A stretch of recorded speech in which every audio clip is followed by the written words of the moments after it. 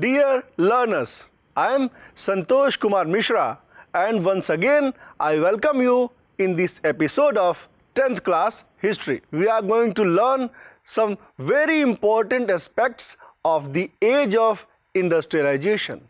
In this part, we will discuss the process, development and the peculiarities of industrial growth in India. Let us begin with the topic and see the peculiarities of industrial growth. European managing agencies which dominated industrial production in India were interested in certain kinds of products. They established tea and coffee plantations, acquiring land at cheap rates from the colonial government, and they invested in mining, indigo and jute, most of the products required primarily for export trade and not for sale in India. When Indian businessmen began setting up industries in the late 19th century, they avoided competing with Manchester goods in the Indian market. Since yarn was not an important part of British imports to India, the early cotton mills in India produced coarse cotton yarn rather than fabric. When yarn was imported, it was only for the superior variety. The yarn produced in Indian spinning mills was used by handloom weavers in India or exported to China. By the first decade of the 20th century, a series of changes affected the pattern of industrialization. As the Swadeshi movement gathered momentum, nationalists mobilized people to boycott foreign clothes. Industrial groups organized themselves to protect their collective interests, pressurizing the government to increase tariff protection and grant the other concessions. From 1906, moreover, the export of Indian yarn to China declined since produce from Chinese and Japanese mills flooded to the Chinese market. So, industrialists in India began shifting from yarn to cloth production. Cotton piece goods production in India doubled between 1900 and 1912.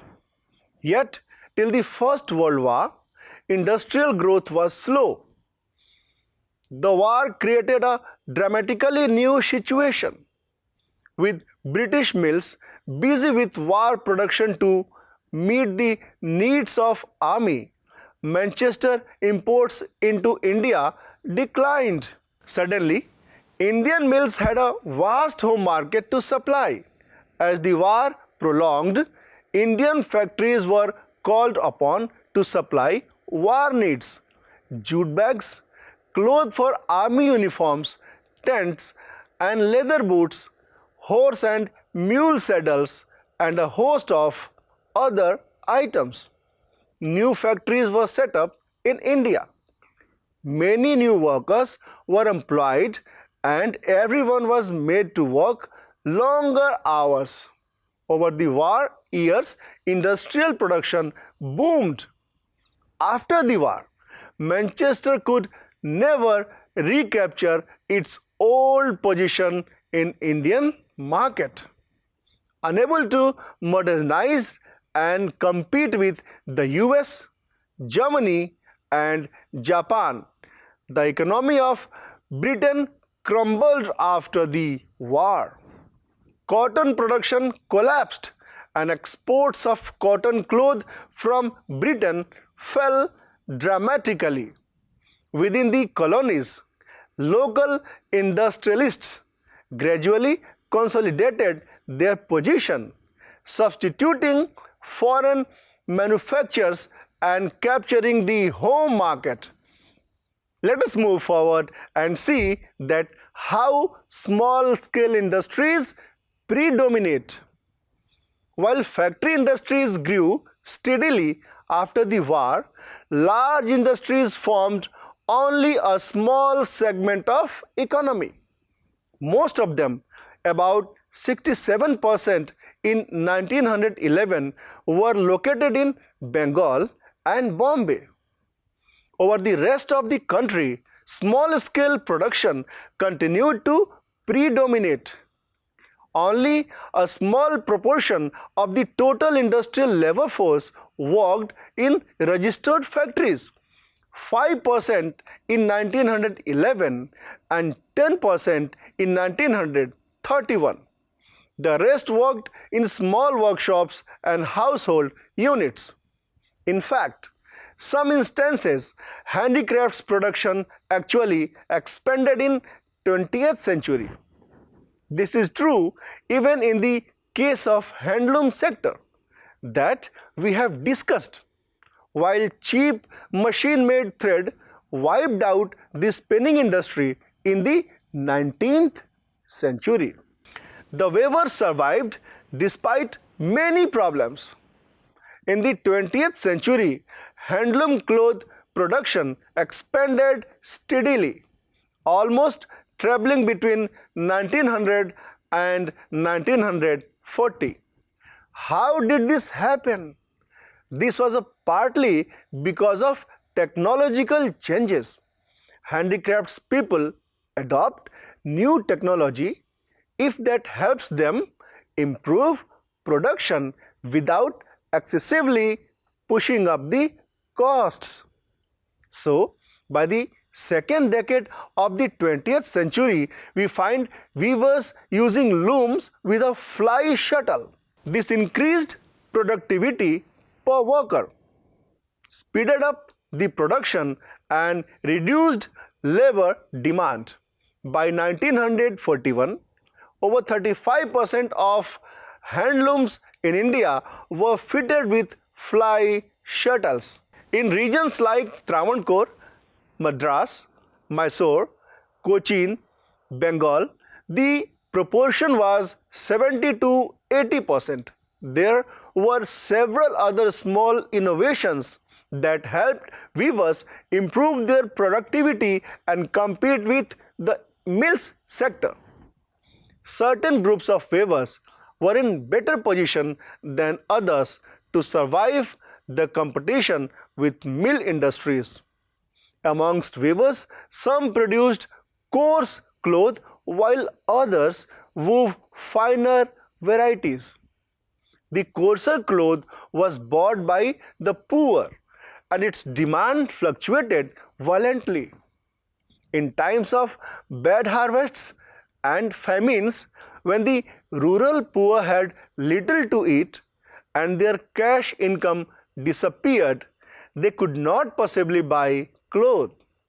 The demand for the finer varieties bought by the well-to-do was stable.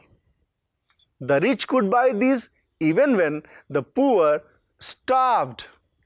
Famines did not affect the sale of Banarasi or Baluchari saris. Moreover, mills could not imitate specialized weaves. Saris and woven borders or famous lungis and handkerchiefs of Madras could not be easily displaced by mill production. Weavers and other craftspeople who continued to expand production through the 20th century did not necessarily prosper. They lived hard lives and worked long hours. Often, the entire household, including all the women and children, had to work at various stages of the production process.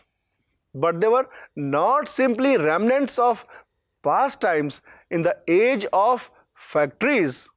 Their life and labor was integral to the process of industrialization.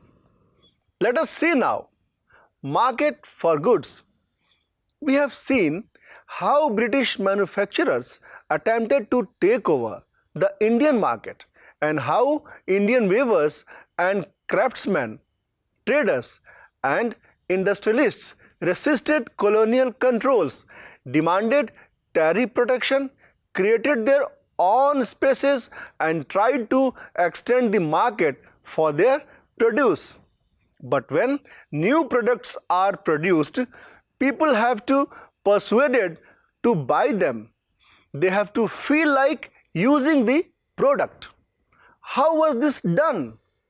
One way in which new consumers are created is through advertisements. As you know, advertisements make products appear desirable and necessary. They try to shape the minds of people and create new needs. Today, we live in the world where advertisements surround us. They appear in newspaper, magazines, hoardings, street walls, television screens. But if we look back into history, we find that from the very beginning of the industrial age, advertisements have played a part in expanding the markets of product and shaping a new consumer culture. When Manchester industrialists began selling clothes in India, they put labels on the cloth bundles. The label was needed to make a place of manufacturer and the name of the company familiar to the buyer. The label was also be a mark of quality. When buyers saw "Made in Manchester" written in bold on the label, they were expected to feel confident about buying the clothes. But labels did not only carry words and texts. They also carried images and were often beautifully illustrated. If we look at these old labels, we can have some idea of the mind of other manufacturers, their calculations and the way they appealed to the people. Images of Indian gods and goddesses regularly appeared on these labels. It was as if the association with gods gave divine approval to the goods being sold. The imprinted image of Krishna or Saraswati was also intended to make the manufacturer from the foreign land appear somewhat familiar to Indian people. By late 19th century, manufacturers were printing calendars to popularize their products.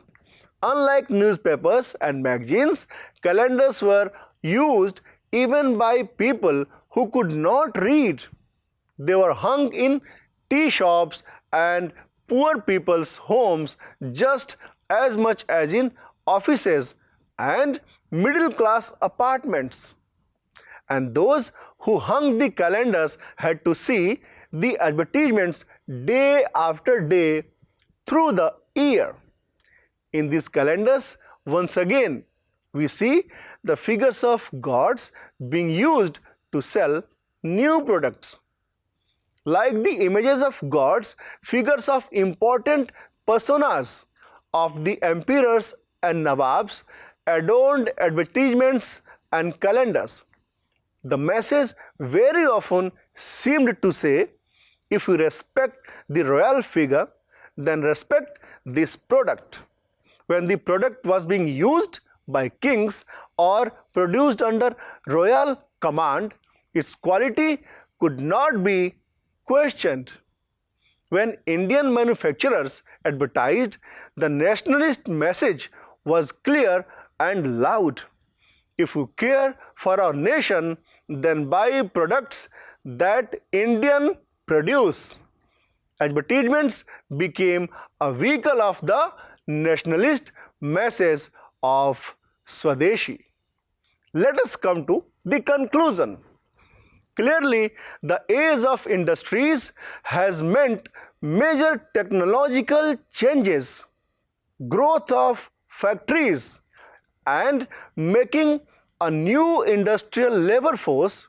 However, as we have seen, hand technology and small-scale production remained an important part of industrial landscape and nobody could avoid it.